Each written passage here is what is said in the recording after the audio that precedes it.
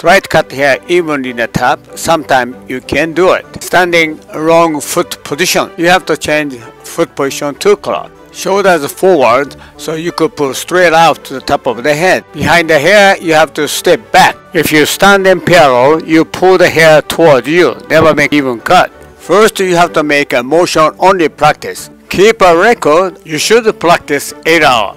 Once motion practice comfortable, now you do that. Now mannequin head practice. Side of the head, top of the head, top back and side bottom. Just step back same way you do it. 2 o'clock position is not normal way to stand up, so you have to practice. You should do the sideway, left and right around the chair with the 2 o'clock position.